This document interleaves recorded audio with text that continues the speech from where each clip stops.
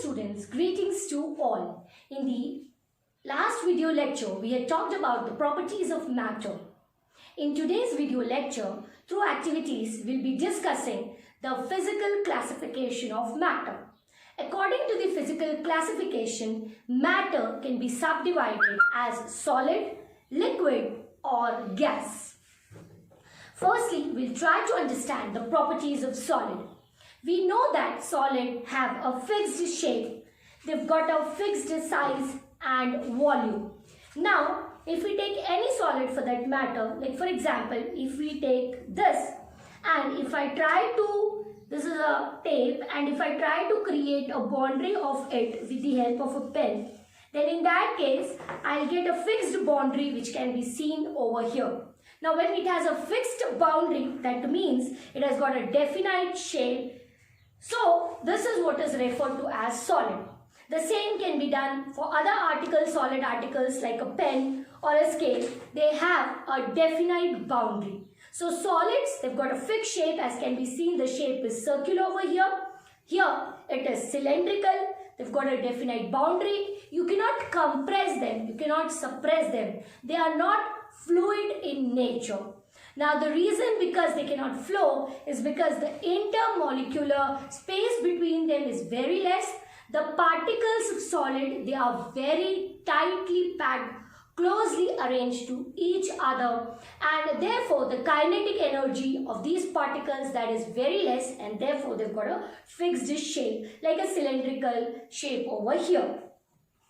Now, when we talk about the other solid, like for example, rubber is a solid, but then you can stretch it, right? So its shape gets altered, but then because it is elastic in nature. But then solids, as we can see, it has got a definite shape, it has got a definite volume, and it is non-compressible in nature. It has got the least compressibility because the atoms are very tightly packed.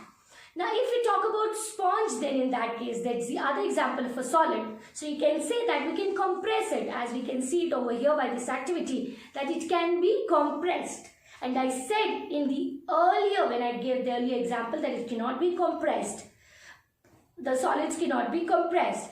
But then over here, we see that there is compression. This is because there are air spaces which are present between these sponge. Now, as we squeeze them, because there are air spaces present, therefore the compression is experienced. But then again, it is a solid which has got a fixed shape, size and volume, definite volume. Now, when we talk about liquids, we know that they do not have they have got a definite volume, but they do not have a fixed shape. They take the shape of the container. So we can understand this by doing this activity. Like if I pour water in this glass tumbler, we can see that it has taken the elongated shape. So now it has presumed the shape of this tumbler, this glass. Now if I pour water in this bowl, so it will take the shape of this glass bowl, as can be seen over here. Here it has become circular in shape, and here it was elongated in shape. So now when we talk about the characteristic property of the liquid, that is the fluids. So they have got, they do not have a fixed shape, they've got a definite volume. They have got the properties intermediate to that of the gas and the solid. That means they can be compressed to an intermediate level. Like for example, at our home, we've got the cylinders which have LPG, that is liquefied petroleum gas. These days also we use CNG, compressed natural gas. Now liquids, they've got the intermediate kinetic energy. The distance between the particles is also intermediate, and the kinetic energy which is present between the molecules, that is also intermediate. So they have got intermediate properties to that of the solid and the gaseous state. Now, when we talk about the gases, we know that whatever around us is air, and it comprises of various gases, hydrogen, oxygen, nitrogen, carbon present around us.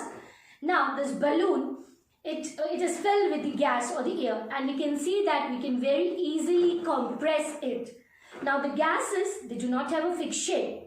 So here it has taken this particular shape, so it has become spherical. neither they've got a fixed volume. They can be compressed. They are highly compressible. You can compress them very easily.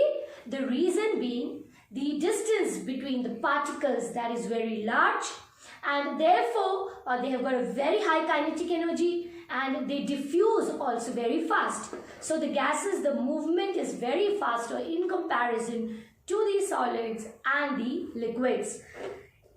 We can understand this by taking an activity like this, that if I have taken a syringe, so this is a syringe and this is the piston.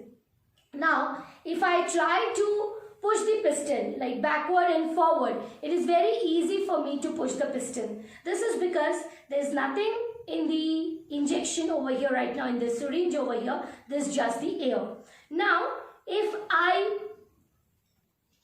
through this syringe, if I take up water, then in that case I'll have to exert a little bit pressure so as to squeeze it. This is because the liquids, the particles, they are more densely packed in comparison to air. Now if I take this syringe and I fill it with some solid, presumably like calcium carbonate. So this is nothing but I have macerated calcium carbonate. So if I pour this, if I put this in the syringe, and if then I try to exert pressure, it will be very difficult for me to push the piston. So it was very easy for me to push the piston when there was air in it. It was a bit difficult when I had sucked water in it. And if I try to put this calcium carbonate in it, it will be further very difficult for me to push this piston, because the particles, they are very tightly packed when I talk about calcium carbonate. So through these activities, we try to understand the physical properties of the physical classification of matter, that is into solid, liquid and gases. Hopefully you must have garnered the concepts thoroughly. Thank you.